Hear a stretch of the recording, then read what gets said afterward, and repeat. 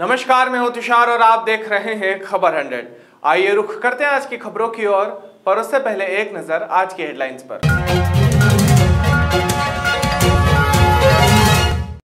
PM Modi ने ठुकराया पहले विधायकों और सांसदों को टीका लगाने का प्रस्ताव।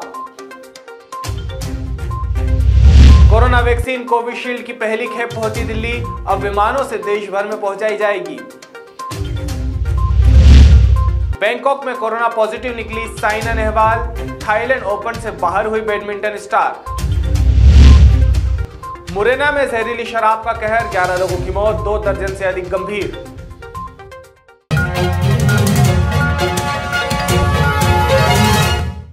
पूर्व मुख्यमंत्री कमलनाथ धार के मोहनखेड़ा पहुंचे। इस दौरान उन्होंने मीडिया से बातचीत करते हुए कहा कि जो हमारे प्रदेश में आपराधिक रिकॉर्ड बन रहा है, उससे मध्य प्रदेश का पूरे देश भर में नाम खराब हो रहा है। ये बड़े दुख की बात है कि आज प्रदेश का हर वर्ग परेशान है। हमारी माताएं, बहनें, किसान, नौजवान सभी परेशान हैं। वहीं मुरैना में शराब पीने से हुई मौत पर पूर्व मुख्यमंत्री कमलनाथ ने कहा कि हमारे प्रदेश में लोगों को राशन नहीं मिल रहा है, लेकिन जहरीली शराब जरूर मिल रही है। जो आपराधिक रिकॉर्ड बन रहा है मध्य प्रदेश का पूरे देश भर में, बड़ी दुख की बात है। आज पूरा प्रदेश का हर वर्ग परेशान है। हमारी महिलाएं, हमारी बहनें, माताओं, किसान, नौजवान, छोटे व्यापारी।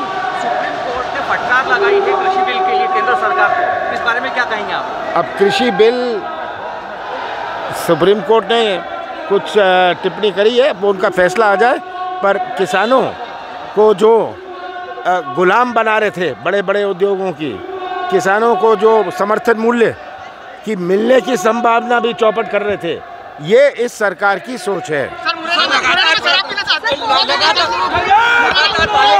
आज हमारी गांव में राशन नहीं मिल रहा, पर शराब जरूर मिलती है।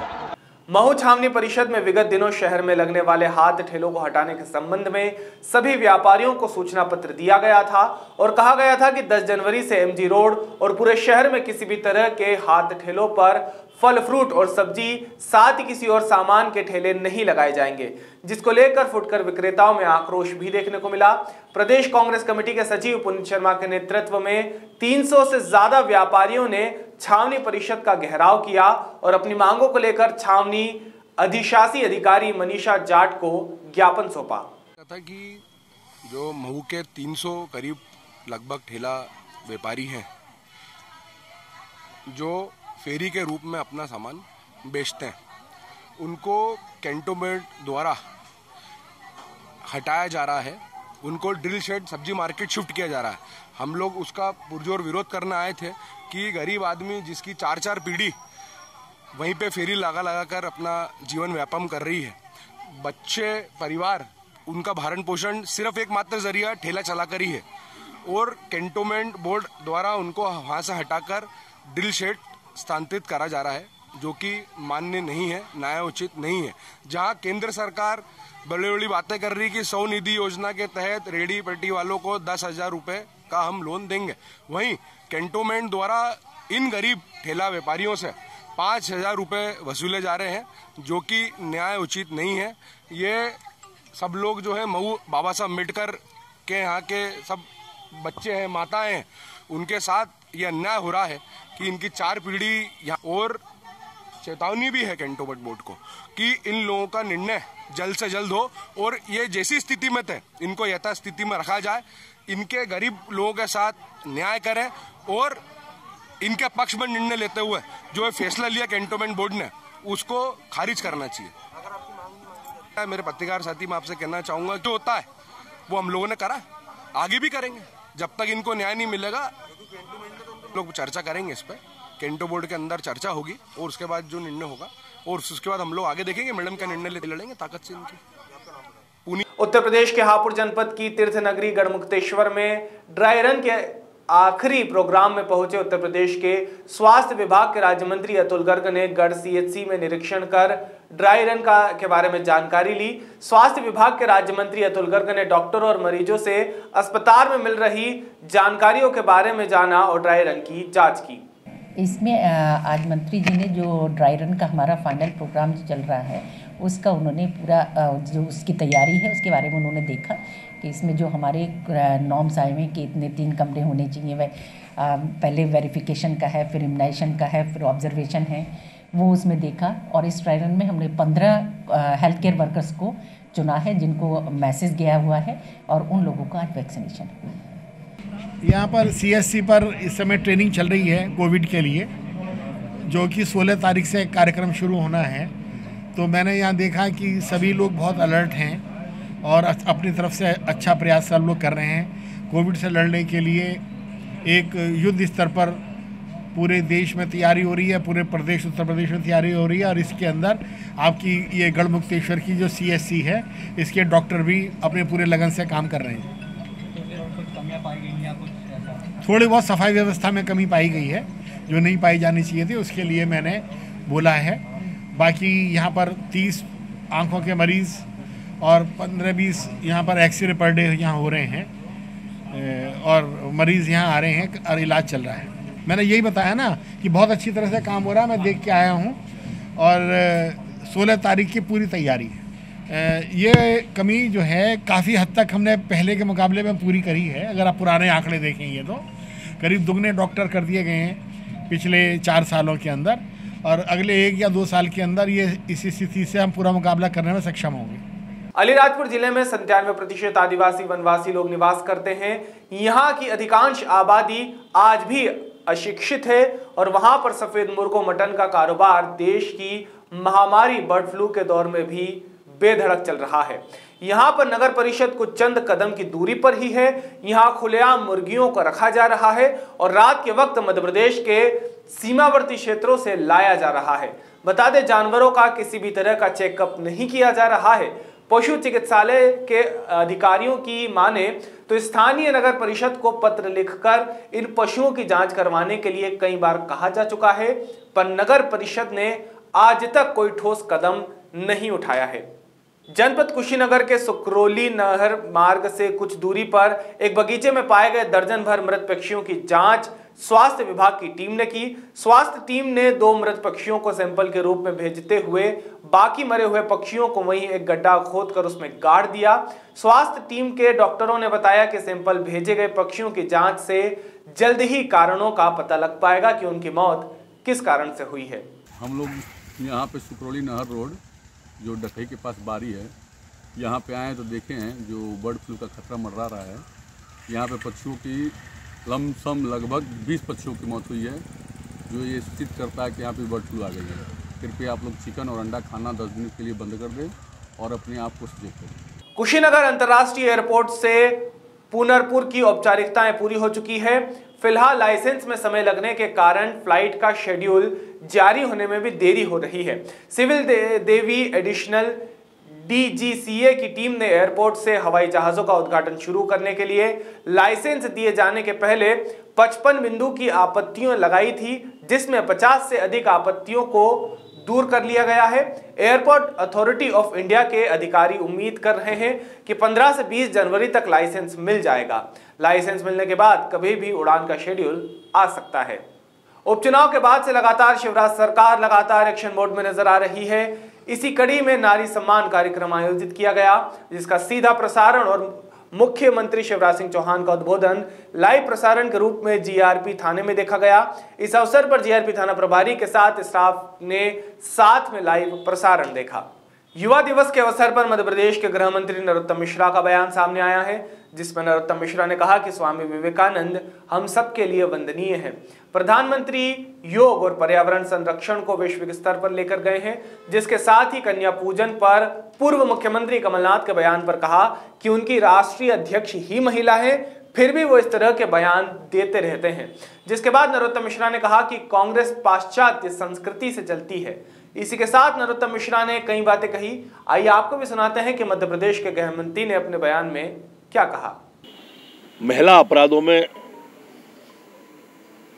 शिवराज फोर्थ मतलब 10 महीने जब से गृह मंत्री मैं बना, जब से बड़ी कमी आई है।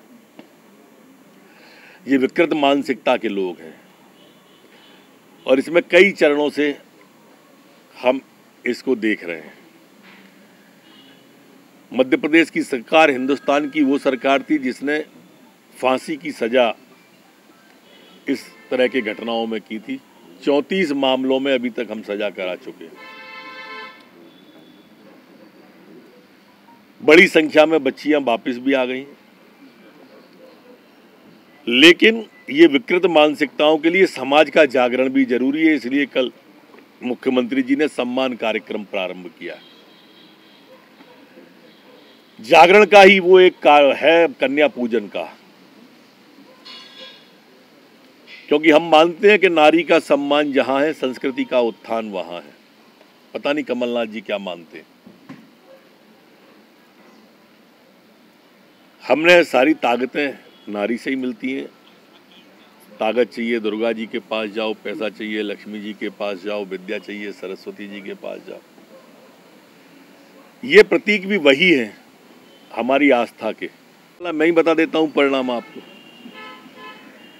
दोनों वरिष्ठ नेता हैं, गोविंद सिंह जी भी, आदरणीय लाखन सिंह जी भी। दोनों ही आदरणीय नेताओं पर ये कुछ नहीं कर सकते। औपचारिकता है, होना चाहिए।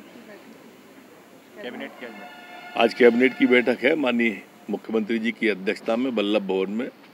आज की कैबिनेट एक्चुअल है, वर्चुअल नहीं है। और उस बैठक के बाद में फिर आपके सामने हाजिर होता हूँ। सर, वैक्सीनेशन के लिए तैयारी पूरी हो गई है 16 तारीख। मध्य प्रदेश में पूरी तैयारी है, उसके केंद्र भी बना दिए हैं, स्थान भी बना दिए हैं। आप सबके माध्यम से आम जनता से अनुरोध है मेरा कि हमारे वैज्ञानिकों ने सराहनीय काम किया। मोदी जी के भरसक कोशिश आज विश्व के अंदर सराही जा रही है। विश्व के 125 देशों से ज़्यादा देश आज हमारी वैक्सीन की मांग कर रहे हैं। माननीय मोदी जी का आभार कि आज वैक्सीन, और इसलिए जो भ्रम फैलाने की कोशिश कर रहे हैं, आम जनता से निवेदन है वो ही इनके भ्रम को तोड़ दे। सब लोग बढ़ चढ़ के भाग लें। तो नाबालिग बच्चियों को लेके माननीय मुख्यमंत्री जी ने ऐसा करके कहा है कि वो इस पे बहस चाहते हैं, निर्णय नहीं दिया है। बहस में देखिए मंथन होता है तो अच्छा निकल के आएगा। ये लोग जो कन्याओं के बारे में सोचते ही नहीं है। मंथन है परिवर्तन का, कुछ और खुलासे होने दो। कहां कहां गद्दार छुपे हैं, कुछ और खुलासे होने दो। IIM के प्रोफेसर के किए गए लीडरशिप क्षमता सर्वे में नंबर 1 आने के बाद इंदौर के सांसद शंकर लालवानी को देश भर से बधाइयों का सिलसिला अभी भी जारी है। सांसद लालवानी को मशहूर अभिनेता सोनू सूद ने वीडियो कॉल कर बधाई दी। सोनू सूद ने सांसद लालवानी से पलासिया के साथ इंदौर की विभिन्न जगहों का जिक्र किया, जिस पर सांसद ने कहा कि उनका ऑफिस पलासिया पर ही है। सोनू सूद ने जल्द ही इंदौर आने की इच्छा जताई है। वहीं बॉलीवुड के सुप्रसिद्ध सिंगर कैलाश खेर ने भी सांसद शंकर लालवानी को बधाई संदेश भेजा है। कैलाश खेर ने सांसद लालवानी की तारीफ करते हुए कहा कि वे जल्द इंदौर आना चाहते हैं। सांसद को बधाई देने वाले में बिग बॉस की आवाज विजय विक्रम भी शामिल हैं। शुभकामनाएं, बधाई, अभिनंदन। शंकर लालवानी जी, आप मानवता के प्रतीक बनकर उभरे हैं और IIM इंदौर ने आपको सर्वश्रेष्ठ बताया है अपने सर्वे में कि कोरोना काल में मनुष्यत्व की मदद के लिए शंकर कैसे तत्पर रहे। वाह, आपको बारंबार बधाई है। मेरी ओर से बहुत बहुत शुभकामनाएं हैं। मैं हूं कैलाश खेर। अब तो इसके लिए एक उत्सव होगा, एक महोत्सव होगा और हम लोग गाएंगे और पूरे इंदौर को झुमाएंगे। नमस्कार जी। आज जो रिसर्च पेपर पब्लिश हुआ है IIM इंदौर के प्रोफेसर के द्वारा, वो किस बारे में है, उस पर क्या स्टडी की गई थी? IIM के प्रोफेसर ने देश के 24 राज्यों के 100 से भी ज़्यादा सांसदों का कोविड के दौरान लीडरशिप के बारे में सर्वे किया और रिसर्च पेपर में ये बताया कि किस प्रकार एक जनप्रतिनिधि को ऐसे विपत्ति के समय, आपदा के समय काम होना चाहिए। उन्होंने पूरा उसका सर्वे किया और उस सर्वे में जिस प्रकार हमने शुरुआती दौर में देखा इंदौर की स्थिति कितनी बिगड़ी हुई थी और उस बिगड़ी हुई स्थिति को हमने सबने मिलकर किस प्रकार संभाला, चाहे मेडिकल की हमने ग्रीन, रेड और येलो हॉस्पिटल करे, आइसोलेशन सेंटर बनाए, होम आइसोलेशन करा, और इसके अलावा भी हमारे जो पुलिस और डॉक्टर के लोग घर में जाते हुए, क्योंकि वो इस विषम परिस्थिति से लड़ रहे थे, होटल वालों ने अपनी होटलें ली, धर्मशालाएं दी। तो एक सामूहिक प्रयास रहा। हमने देखा प्रवासी मजदूर जिस प्रकार यहाँ से जा रहे थे, उन प्रवासी मजदूरों को जिस प्रकार इंदौर के लोगों ने सहायता की, तो एक प्रकार से पूरा इंदौर इस विपदा में गया। और एक सांसद होने के नाते एक समन्वय की भूमिका में जनता से भी मैं दिन प्रतिदिन मिलता था, हर रोज निकलता था। पहले दिन लॉकडाउन से निकला, जनता के बीच में गया, उनकी जो समस्याएं थी जिला परिषद के साथ, मेडिकल ऑफिसरों के साथ, हॉस्पिटल के साथ बैठ के चर्चा की। उनकी जिला प्रशासन की कुछ बातें थी जो राज्य सरकार स्तर पे होना थी, राज्य सरकार से बात की। कुछ बातें ऐसी थी जो राज्य सरकार और केंद्र सरकार से बात करना थी, जो केंद्र सरकार से बात की। तो एक समन्वय के रूप में जो आवश्यक था इंदौर के लिए, वो सब हमने मिलकर करा। और मुझे इस बात की खुशी है कि इस आपदा के समय हमने ऐसा काम करा कि फिर से इंदौर नंबर 1 आया। इंदौर जिले के महू थाने में पदस्थ पुलिसकर्मी संजय मीणा के तकरीबन 2 महीने अस्पताल में उपचार के बाद मौत हो गई। बता दें, जब पुलिसकर्मी अपने परिचित के शादी समारोह से घर लौट रहा था, उसी समय किसी अज्ञात बाइक सवार ने पुलिसकर्मी को जोरदार टक्कर मार दी, जिससे कि पुलिसकर्मी संजय मीणा नीचे गिर गए और उनके सर में गहरी चोट आई थी, जिसके बाद वे कोमा में चले गए थे। 2 महीने तक इलाज अलग अलग निजी अस्पतालों में किया गया, लेकिन मंगलवार को उनकी मौत हो गई। फिलहाल किशनगंज पुलिस ने मर्ग कायम कर जांच शुरू की है। कैलाश मीणा है। दादा क्या नाम है मृतक का, कितने साल उम्र है?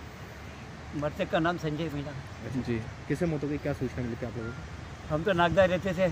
1 बजे मतलब टी साहब का फ़ोन आया और हमारे को मालूम पड़ा वो यहाँ आया तो टी चौतरा में भर्ती किया हुआ था। ये कहते हैं कि एक्सीडेंट हुआ। अब सच बात को कोई पता नहीं चला उसका। 10:30 बजे बारात में था ये वहाँ पे, मतलब, और वहाँ बारात से वो पूरा नाचना कुचना करा था और जिसके बाद घर आ गया था। घर आने के बाद ये कहते हैं कि वहाँ रोड पे चले गए, बाकी वो घर पे आ रहा था। इसकी पत्नी भी घर आ रही थी, ये भी आ रहा था घर पे। कहाँ पर बारात में शामिल होने गए थे? ऐसा कहाँ पर बारात में शामिल होने गए थे? वहाँ पास में ही जो यहाँ ये रहता है, कौन सा कॉलोनी? राऊ में। राऊ के पास कॉलोनी कौन सी? राऊ गए थे साथ में साहब ने कि आपके भाई का एक्सीडेंट हो गया, पापा से बात करी, फिर हम लोग वहाँ से अरेंजमेंट करके 3 बजे आए। हम यहाँ आए तो लड़के से ये बोला गया, लड़का ये बोल रहा हमको जो बैठा था साथ में गाड़ी पे कि हम वहाँ से आ रहे थे और पीछे से किसी ने गाड़ी ने ठोका और ये भैया गिरे और उनके सर पे इतनी चोट है। वहाँ गए, उसके बाद अभी तक 24/11 की खबर घटना है। अभी तक हमको ना तो किसी प्रकार का स्पष्टीकरण है, ना उस प्रकार की किसी जांच का हमको कोई क्लियरेंस नहीं हो पा रहा है कि आखिर में हमारे भाई का एक्सीडेंट हुआ या और कुछ चीज़ हुई। क्या 24/11 को एक्सीडेंट हुआ? 24/11 का। और आज मौत हुई? हाँ, आज मौत हुई। उसके बाद क्या 3 दिन तक वहाँ रखा था, स्थिति में सुधार नहीं था। हम सैलरी में ले गए थे, आर्मी एक सर्विसमैन थे, तो आर्मी में एक सर्विसमैन के हिसाब से ले गए थे, ट्रांसफ़र करवाए थे। वहाँ 1 महीने तक रखा, सुधार भी हुआ, काफ़ी सुधार हुआ था। मतलब वेंटिलेटर हट के जनरल शिफ्ट हो गए थे। उसके बाद उन्होंने बोला घर ले जाओ आप। तो हम घर लाए थे, घर पे लाने बाद एकदम उनकी तबीयत बिगड़ी। काय में पदस्थ थे, क्या नाम है इनका? इनका संजय मीणा, मऊ कोतवाली में पदस्थ थे। क्या जवान थे तब, इंस्पेक्टर थे ये जवान थे। पहले काय में काम करते थे? पहले ये एक सर्विसमैन में सूबेदार मिलिट्री में। कहाँ रहते थे ये नागदा जंक्शन। इंदौर में कहाँ रहते थे? इंदौर में ये अपना क्या होटल के पीछे, ये अपना स्वीट्स के पीछे। परिवार में कौन कौन है इनके? कहाँ पे? परिवार में बच्चे, बीवी? परिवार में एक बच्ची है और उनकी वाइफ। अच्छा, इसके बाद ये भी बताया क्या पता है, ये बोल रहे थे कि बारात से आए थे वहाँ से, अपन को इतना क्लियरेंस नहीं था क्योंकि हमको तो बस क्लियर बच्ची और जो भी बता रहे उसके हिसाब से। आपका नाम बताओ। मेरा नाम अजय मीणा। आप क्या करवाना आए जिला अस्पताल? मैं पीएम करवाना आया हूँ, तो सुबह 10 बजे सूचना मिली। ये कब घायल हुए थे, कैसे मौत हुई इनकी, किस कारण मौत हो गई इनकी, कुछ जानकारी? ये मेरे को जानकारी। क्या एक्सीडेंट में मौत हुई या? हाँ, ये एक्सीडेंटल है। एक्सीडेंटल। कहाँ पदस्थ थे ये? कहाँ पर हुआ एक्सीडेंट की इसकी जानकारी? ये तो कुछ मऊ साइड में हुआ है। हाँ, चौथराम हॉस्पिटल में भर्ती किया गया। चौथरा में भर्ती। अभी के लिए केवल इतना ही। बाकी ताज़ा खबरों के लिए जुड़े रहिए खबर 100 के साथ, जनता की बुलंद आवाज।